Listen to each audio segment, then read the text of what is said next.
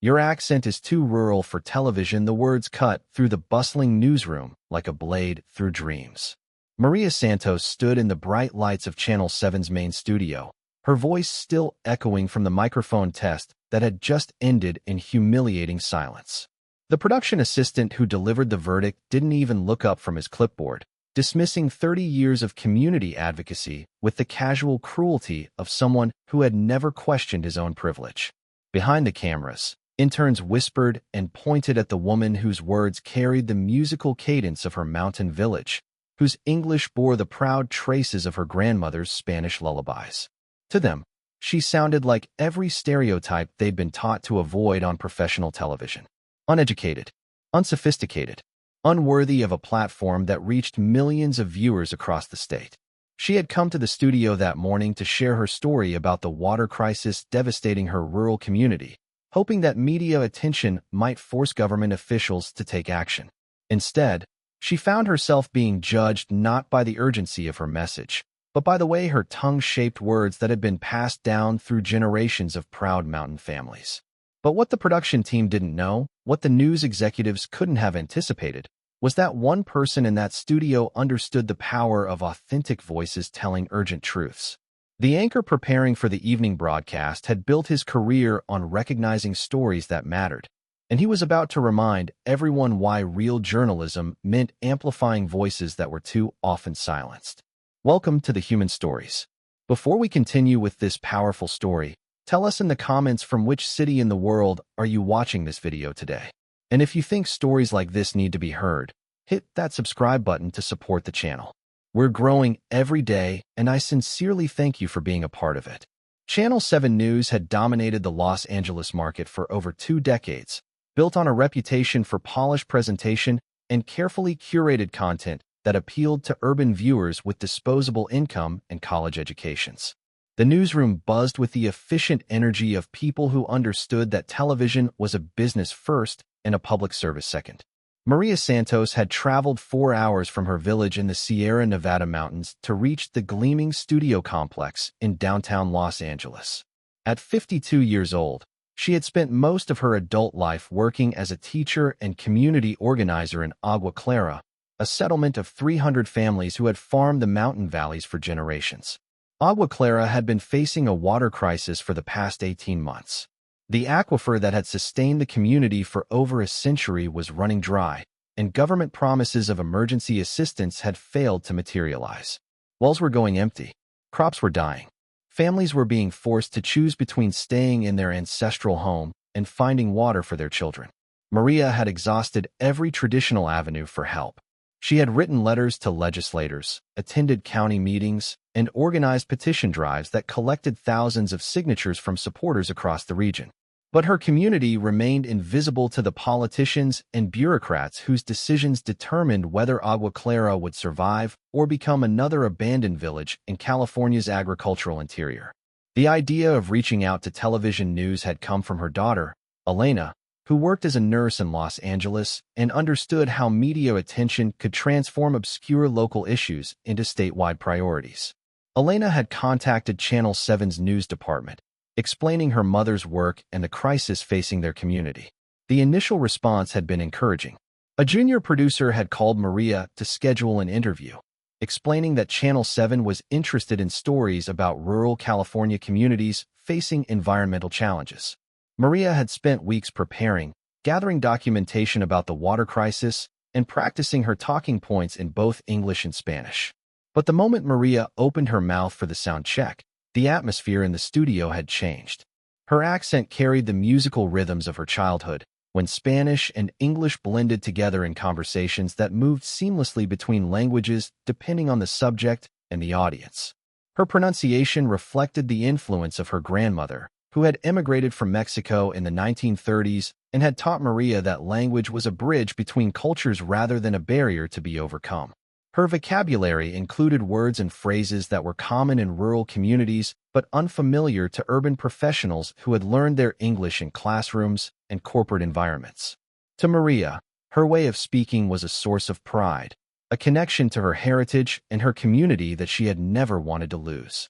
To the production team at Channel 7, it was a problem that needed to be solved or eliminated. The production assistant who had delivered the verdict about her accent was Jason Williams, a recent college graduate who had been hired as an entry-level coordinator 6 months earlier. Jason had grown up in an affluent suburb of San Francisco, attended private schools, and earned a communications degree from USC. His understanding of professional television came from textbooks and internships at networks that prized standardized presentation over authentic storytelling. Ms. Santos, Jason explained with the patience of someone addressing a child, television news requires a certain level of linguistic clarity that our viewers expect. Your accent, while I'm sure it's perfectly normal in your community, might be distracting for our audience. Maria looked around the studio at the team of producers, camera operators, and sound technicians who were nodding in agreement with Jason's assessment. These were people who had never spent time in rural communities, who had never had to choose between preserving their cultural identity and being taken seriously by mainstream institutions. I understand that my voice is different from what you usually hear on television, Maria replied, her accent becoming more pronounced as her emotions intensified. But the story I came to tell is important. My community is dying because we don't have water, and no one with power seems to care about 300 families in the mountains. Jason checked his watch and glanced toward the news director's office, where executives were preparing for the evening editorial meeting. He had been given specific instructions about the kind of stories and sources that would enhance Channel 7's reputation for professional journalism. Ma'am, I'm sure your community's situation is very difficult, but we need interview subjects who can communicate effectively with our viewing audience. Perhaps you could find someone else from your community who could speak for you? Someone with more media experience? The suggestion that Maria should find someone else to tell her community's story revealed everything wrong with how mainstream media approached rural and minority communities.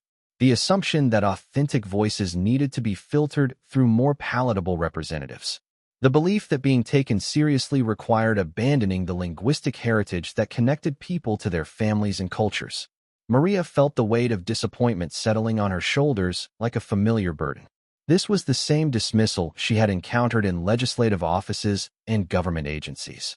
The same message that her voice, her community, and her concerns were too different, too rural, too foreign to matter to people who made important decisions. But as she prepared to gather her materials and begin the long drive back to Agua Clara, she noticed that someone else in the studio had been listening to the conversation with growing concern. David Chun had been the anchor for Channel 7's evening news for 8 years. At 45, he had built a reputation for thoughtful journalism and authentic storytelling that had earned him both professional accolades and the trust of viewers across Southern California.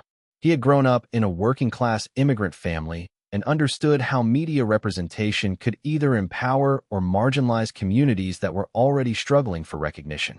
David had been reviewing his script for the evening broadcast when he overheard the conversation between Jason and Maria. As he listened to the production assistant dismiss Maria's accent as unprofessional, David found himself remembering his own early experiences in journalism, when colleagues had suggested he work with a speech coach to eliminate traces of his family's Cantonese-influenced English. He had spent years trying to sound like the anchors he saw on national television, practicing standard American pronunciation until his own parents sometimes had trouble recognizing their son's voice on the air. Only gradually had he learned that authentic communication was more powerful than artificial polish, and that viewers responded to honesty more than they responded to perfection. Now David watched as Maria Santos prepared to leave the studio, carrying with her a story that his instincts told him could be exactly the kind of journalism that made a difference in people's lives. He made a decision that would change both of their careers. "Excuse me," he said, approaching Maria and Jason near the studio exit. "I couldn't help but overhear your conversation. Miss Santos, I'd like to hear more about the situation in your community." Jason looked surprised and slightly alarmed by the anchor's intervention. "Mr. Chun, I was just explaining to Ms. Santos that her speaking style might not be appropriate for our broadcast standards." David turned toward the production assistant with the kind of measured authority that comes from years of professional success and hard-earned respect. "Jason, I think you might be misunderstanding what makes for compelling television journalism. Authentic voices telling important stories are exactly what our viewers want to hear." He gestured toward Maria, who was watching the exchange with a mixture of hope and skepticism. "Ms. Santos, Would you be willing to tell me about the water crisis in your community? I'd like to understand what's happening and why traditional channels haven't been able to help." Maria looked around the studio at the crew members who had been preparing to dismiss her, then back at David Chun, whose expression suggested genuine interest in her story rather than judgment about her accent. "Mr. Chun, my village has been without reliable water for over a year. The government promised emergency assistance, but nothing has happened. Families are leaving because they can't farm without water. We're losing our community, and no one seems to care about rural people like us." As Maria began describing the crisis in Agua Clara, her voice carried the passion and authority of someone who had lived through every detail of the story she was telling. Her accent, rather than being a distraction, became part of the authenticity that made her account compelling and credible. David listened with the attention of a journalist who recognized that he was hearing exactly the kind of story that reminded people why local news mattered. This wasn't just about a water crisis in one small community. It was about how government institutions responded to rural communities, how environmental challenges affected vulnerable populations, and how media attention could force accountability from officials who preferred to ignore difficult problems. "Jason," David said without taking his eyes off Maria, "I want to feature Ms. Santos on tonight's broadcast. Clear some time in the second segment for an extended interview about the water crisis in Agua Clara." The production assistant looked confused and concerned. "Sir, I don't think management will approve featuring an interview subject who doesn't meet our usual presentation standards." David turned toward Jason with an expression that suggested the young man was about to receive an education in what journalism was really supposed to accomplish. "Jason, our presentation standards should be about accuracy, authenticity, and importance, not about whether someone sounds like they grew up in Beverly Hills." He gestured toward the news director's office. "I'll take responsibility for this decision with management. Ms. Santos has a story that our viewers need to hear, and she's the right person to tell it." Maria felt a surge of hope mixed with nervousness as she realized that her community's crisis might finally receive the attention it deserved. But she also understood that appearing on television would expose her to criticism and judgment from viewers who shared Jason's assumptions about how people should sound when they appeared on professional broadcasts. "Mr. Chun, I appreciate your willingness to listen to our story, but I want you to know that I'm not going to try to change the way I speak. This is how people in my community talk, and I'm proud of where I come from." David smiled with genuine respect for her courage and integrity. "Ms. Santos, I wouldn't want you to change anything about how you communicate. Your voice is exactly what this story needs." As the news team prepared for Maria's interview, word spread through the newsroom that David Chun was featuring a story about rural water rights with an interview subject whose accent had initially been deemed unsuitable for broadcast. Some staff members expressed concern about viewer reactions and potential criticism from management. But David had built his career on the principle that journalism should amplify voices that were too often ignored rather than simply reflecting the perspectives of people who already had power and platforms. He understood that Maria Santos represented thousands of rural Californians whose concerns were routinely dismissed by urban institutions and media outlets. The interview began with David introducing Maria and the water crisis in Agua Clara. As she began describing her community's situation, her accent and speaking style created exactly the kind of authentic connection that made television journalism powerful and meaningful. She talked about families who had farmed the mountain valleys for generations, about children who were learning to conserve water like families in drought-stricken regions of the developing world. She described government officials who promised help but never followed through, and environmental policies that seemed designed to protect wealthy urban communities while ignoring rural populations. As Maria spoke, the studio grew quiet. Camera operators stopped adjusting their equipment. Sound technicians paused their monitoring to listen. Even Jason, who had initially dismissed her as unsuitable for television, found himself drawn into a story that was more compelling than anything he had heard during his months at Channel 7. Maria's accent, rather than being a barrier to communication, became part of what made her account so powerful. Her way of speaking reflected the cultural heritage and geographical isolation that shaped her community's experience. Her occasional switches between English and Spanish emphasized the cultural richness that government policies were threatening to destroy. Halfway through the interview, David made a decision that surprised everyone in the studio. He removed his earpiece, the device that connected him to the control room, and allowed producers to guide his questioning during broadcasts. "Miss Santos," he said, looking directly into the camera, "I want our viewers to hear your story without any interruption from our control room. The world needs to hear what you have to say." He handed her his microphone, a gesture that symbolically transferred the authority of the broadcast from the professional anchor to the community advocate whose voice was being featured. Maria took the microphone with hands that trembled slightly from nervousness and emotion. She looked into the camera and began speaking directly to the viewers, her accent becoming more pronounced as her passion for her community's survival intensified. She talked about her grandmother, who had taught her that water was sacred and that communities had responsibilities to protect the resources that sustain them. She described the sound of empty wells and the sight of children learning to ration water like refugees in their own homeland. Most powerfully, she challenged viewers to consider what they would do if their own communities were facing similar crises. Would they accept bureaucratic delays and political indifference? Would they allow their families to be forced from their ancestral homes because government agencies couldn't or wouldn't provide basic services?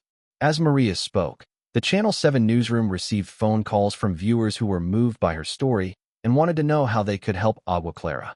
Social media posts about the broadcast began spreading across platforms, with people sharing Maria's words and demanding action from elected officials. The interview that had been intended as a brief segment about rural water issues became a 20-minute feature that transformed both Maria's life and Channel 7's approach to community journalism. Maria's accent, which had initially been seen as a liability, became the signature of a story that resonated with viewers across cultural and geographic boundaries. In the weeks following the broadcast, Maria received invitations to speak at universities, community organizations, and legislative hearings about rural water rights. Her accent, rather than being an obstacle to be overcome, became part of her credibility as an authentic voice for communities that were too often ignored by mainstream institutions. The story of Agua Clara's water crisis also attracted attention from environmental lawyers, nonprofit organizations, and government agencies that had previously been unresponsive to the community's requests for help. Within 6 months, emergency water assistance had been provided, and long-term infrastructure improvements were being planned. David Chin's decision to feature Maria's story became a turning point in his own career and in Channel 7's news philosophy. The broadcast won regional journalism awards and demonstrated that authentic voices telling important stories could attract larger audiences than standardized presentation of routine news. More importantly, the interview established a new standard for how the news station approached community journalism. Instead of seeking interview subjects who sounded like television professionals, reporters began looking for authentic voices that could bring credibility and emotional power to important stories. Maria Santos became a regular contributor to Channel 7's coverage of rural and agricultural issues. Her accent, which had initially been dismissed as unprofessional, became her signature as a journalist and advocate whose voice carried the authority of lived experience rather than media training. The story of Maria and her microphone moment spread beyond California, inspiring journalists across the country to reconsider their assumptions about whose voices deserved to be heard on professional broadcasts. Media schools began teaching students about the importance of linguistic diversity and authentic representation in journalism.